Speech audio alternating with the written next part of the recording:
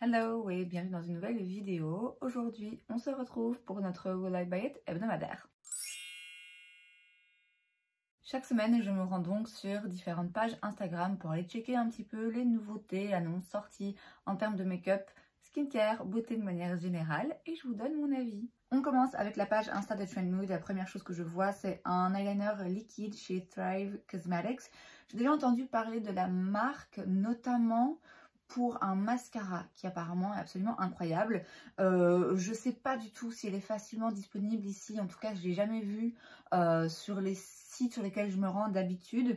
Donc là, c'est un eyeliner liquide qui est waterproof, qui coûte 22 $. Donc c'est raisonnable, on va dire, pour une marque un petit peu plus luxe. Bon, après voilà, c'est un eyeliner liquide.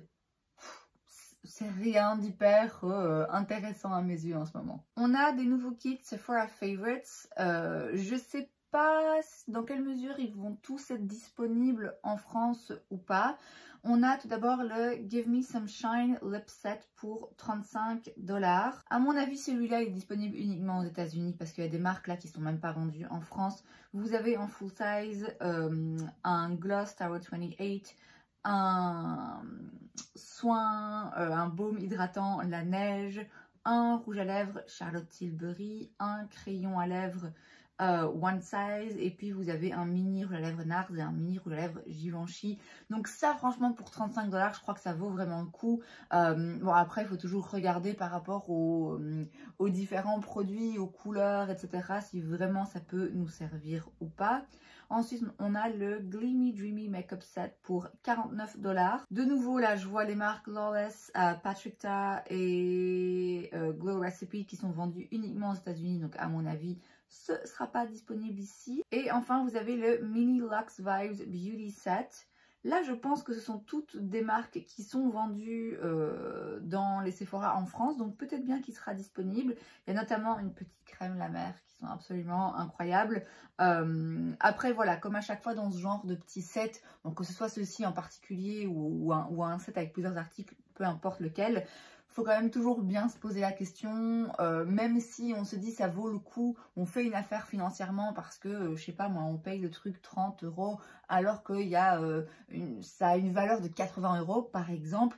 Il faut quand même toujours se poser la question, oh, mais bon, est-ce que moi mes 30 € là-dedans ils vont me servir à quelque chose, ou est-ce que finalement il y a 3 produits sur 5 qui me servent pas. Mais bon, globalement c'est vrai que c'est toujours intéressant quand on a envie d'essayer un petit peu différentes choses.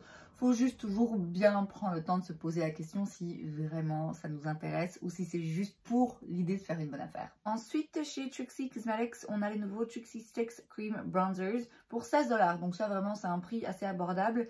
C'est donc des bronzers en stick. Il y a 6 teintes, donc ça c'est vraiment pas mal parce qu'il y a vraiment un petit peu de tout. Le stick est en forme de cœur, alors c'est mignon. Je sais pas dans quelle mesure c'est vraiment intéressant ou pas. Après, c'est vrai que les sticks, on peut aussi simplement les prélever sur le pinceau. En fonction de la texture du stick, c'est pas toujours une bonne idée d'aller directement avec le stick à même la joue. Bon, des bronzers, j'en ai racheté récemment, notamment des bronzers crème. Il y en a d'autres sur ma liste avant celui-là. Chez Charlotte Tilbury, on a des nouveaux produits. Enfin, je sais pas si c'est nouveau parce qu'il est marqué Look Who's Back. Donc, je pense que c'est un produit qui existait déjà, peut-être en édition limitée et qui a été du coup remis à disponibilité. C'est les Beach Sticks. C'est donc des blushs crémeux en stick, 39 $. Donc là, on passe une étape en termes de prix. Je vais dire pareil que pour les bronzers, les blushs, notamment les blushs crème, j'en ai une quantité limite honteuse, donc franchement non. Si je devais acheter un blush dans la marque Charlotte Tilbury, et j'y pense très sérieusement, ce serait pas celui-là, ce serait le Wand Liquid Matte. Ils ont l'air jolis, mais non, ça fait cher pour quelque chose que j'ai déjà 1000 fois. Chez Light Lacquer, c'est la marque de vernis de Kathleen Light, qui est une youtubeuse beauté. On a une nouvelle collection de vernis, du coup vous avez 6 teintes, apparemment ce sont des sheer, donc du coup ils sont un petit peu transparents, c'est pas des vernis hyper opaques, et c'est dans des tons nude. Alors ça me parle bien, parce que c'est vrai que je cherche en plus un vernis nude qui soit pas trop opaque, mais je trouve ça difficile de trouver de trouver la bonne opacité et le bon sous-ton et la bonne formulation, enfin bref. Donc bon, a priori, ça pourrait m'intéresser. Si je les voyais en magasin, dans les teintes les plus claires, là, je pense que j'en essayerais une ou deux, mais en l'occurrence, je les verrai pas en magasin. Il faudrait que je passe commande. C'est basé aux États-Unis, risque de frais de douane. Pour moi, ça vaut pas le coup. Chez Chantecaille, on a la collection pour l'automne. Alors bon, on est fin juillet. Ça m'embête toujours un peu hein, quand on parle d'automne, alors que j'ai l'impression que l'été commence à peine. Mais bon, là, je me rends compte qu'on arrive dans une période de l'année où clairement, ça va commencer à arriver et où, même si moi, je trouve ça encore un petit peu tôt, bon... Ouais, ok, ça commence à être acceptable. Bref, on a donc la collection automne chez Chantecaille, c'est la Wild Mustang Collection. On a un pinceau pour 43 $. On a des rouges à lèvres pour 52 $. Et on a aussi des fards à paupières mono pour 56 $. Bon, pourquoi pas 50 balles, un fard à paupières. Franchement, ça vaut le coup. Non, absolument non. Chantecaille, c'est très cher. Rien que pour ça, ça m'a jamais parlé. Et de manière générale, je pense que ça a une approche du make-up très nude, soft, qui moi, peut me correspondre à certains moments. Hein, mais non, de toute façon, c'est affolant en termes de prix. Donc, ça me parle pas du tout. On change radicalement de gamme de prix avec un lancement chez Elf. C'est la Berry Hot Drop Collection, c'est ça? Donc on a une éponge à maquillage en forme de fraise. On a un masque pour les lèvres et une petite palette où vous avez des teintes pour le teint et pour les yeux. Voilà, c'est mignon le petit jeu de mots, Berry Hot Drop, voilà, c'est marrant. Apparemment, c'est en collaboration avec quelqu'un, hein, si je vois bien. Ou avec une marque, j'en sais rien. Bref, ouais, c'est mignon. Maintenant, il n'y a rien qui m'intéresse là-dedans. La petite palette, ça peut s'avérer utile si vous voulez justement une palette où vous avez un petit peu tout en un. Moi, c'est le genre de truc, non, on mélange pas les yeux et le teint, ça me stresse. On a une... je suis désolée, je rigole déjà parce que les commentaires sous toutes les publications qui concernent ce lancement sont à mourir de rire et sont pas unanimes mais presque. On a une nouvelle palette chez Pat McGrath, donc une nouvelle Mothership. C'est la Sunlit Seduction.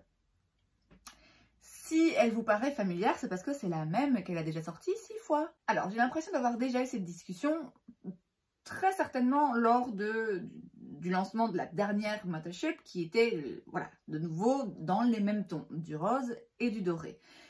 J'entends que ce sont des teintes qui se vendent bien. J'entends. C'est des tons qui sont flatteurs pour beaucoup de personnes, qui sont appréciés par beaucoup de personnes. C'est un peu sa marque de fabrique, donc bon, voilà, je ne m'attends pas à ce qu'elle fasse une palette arc-en-ciel si c'est pas sa signature, vous voyez, j'entends tout ça. Mais quand même un petit peu de créativité artistique de la part d'une make-up artiste, je trouve que c'est pas trop en demander. Et là, il n'y a plus quoi. Il n'y a vraiment plus. Autant dans les premières Mothership, il y avait quand même des différences. Il y avait des tons un petit peu plus fun, un petit peu plus différents. Il y avait des harmonies de couleurs qui, je trouve, étaient un peu plus recherchées. Là, non. Et de nouveau, j'entends bien que quand vous êtes un business, votre but c'est de vendre. Et que, bon, une palette où vous avez un fard bleu électrique, comme c'est le cas dans ces anciennes, ou un vert hyper intense, ça va pas se vendre aussi facilement qu'une palette avec des tons nude rosés. Ok, mais à partir du moment où tu vends déjà tes palettes 150 balles, alors qu'on sait très bien que ça ne te coûte pas ça pour les fabriquer, je veux dire, tu fais déjà un bénéfice de monstre. Tu peux pas une fois de temps en temps sortir une palette où tu dis, ok, ça va se vendre un petit peu moins, mais bon, c'est pas grave, quoi, c'est pas grave. Il y a une marge, en fait. Une marge tellement intense sur ces palettes déjà de base que je trouve que justement on peut se permettre de faire un truc un petit peu plus spécial, un petit peu plus intéressant, un petit peu plus créatif. Et là, c'est juste décevant. Alors cette palette, en l'occurrence, elle est très belle. Et comme toutes les palettes Pat McGrath, j'ai envie de les avoir, j'ai envie de les toucher parce que les fards, les Blitz Astro sont absolument incroyables. Et c'est vrai que c'est une formulation, il n'y a que elle qui est capable de faire ça. Ce que j'apprécie dans cette palette par rapport à d'autres, c'est qu'il n'y a que 3 mats. Alors en temps normal, ça ne me plairait pas d'avoir que 3 fards mats sur 10 fards, mais là en l'occurrence, Je trouve que ça vaut plus le coup qu'une autre palette Pat McGrath parce que moi, ces fards mat, je trouve pas qu'ils soient dingues. J'en ai même un ou deux dans ma palette qui sont un peu patchy. Donc franchement, au prix que ça coûte, voilà, j'aime autant avoir plus de fards lumineux parce que c'est là-dedans qu'elle est vraiment plus forte. Mais ouais, là, c'est juste...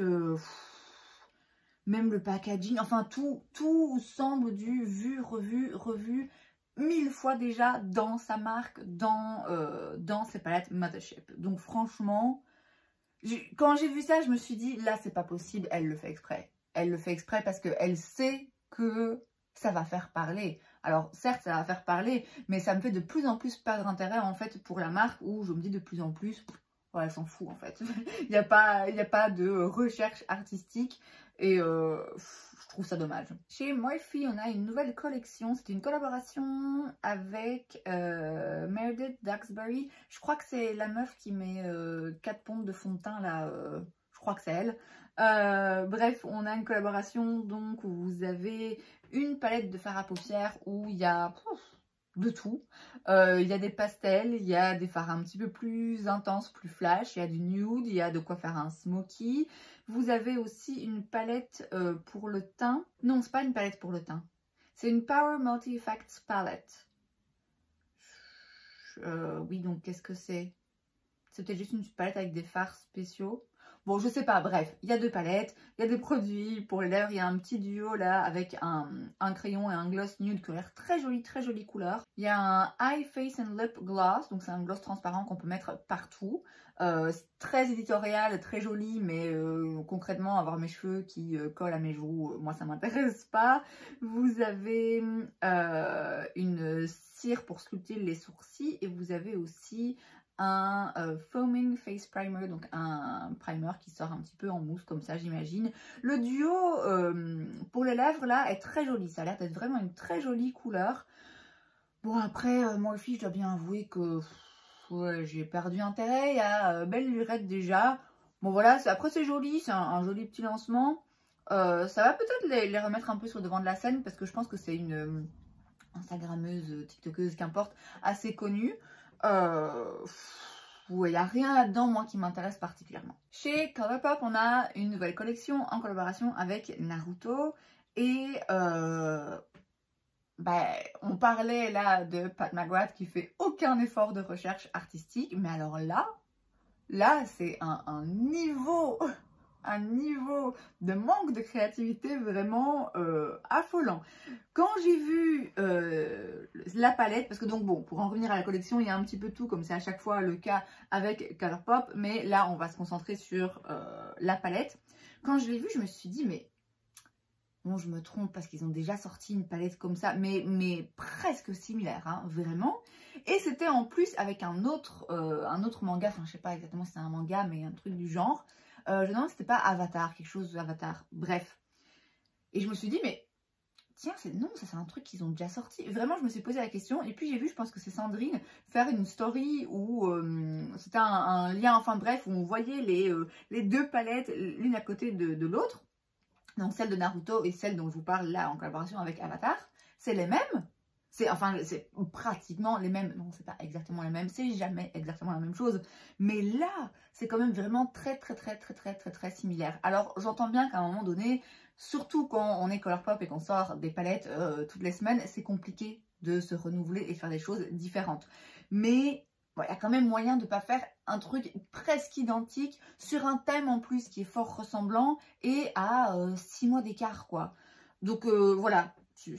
Ouais, encore une fois, c'est un nom. Hein. Chez Drunk Elephant, on a un nouveau produit, c'est le Be Goldie Bright Drops. Ce sont donc des petites gouttes qu'on peut mélanger, qu'on peut utiliser seul, qu'on peut utiliser de plein de façons différentes. Ça coûte 38 $. Et donc là, c'est la version highlighter, puisqu'ils avaient déjà sorti des petites gouttes comme ça, le D-Bronzy.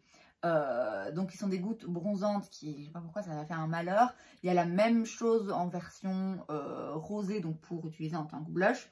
Et donc là, c'est la version un peu plus highlighter. Alors, ça ne veut pas dire que ça s'applique comme un highlighter, mais simplement, ça va venir illuminer. Ça peut s'appliquer, se mélanger à une crème hydratante, hein, par exemple, pour juste rapporter un petit peu de luminosité. C'est des produits qui sont intéressants. Je vois à quoi ça sert et à qui ça peut plaire. En l'occurrence, bon, c'est 38 $. ça fait cher, je trouve personnellement, d'autant plus que j'ai d'autres produits un petit peu similaires. Après, bon voilà, Drunk Elephant, c'est une marque de soins qui font des produits quand même vraiment très, très bien, très intéressants. Là, il me semble qu'il y a un petit peu de soins avec, donc ça peut avoir une valeur ajoutée.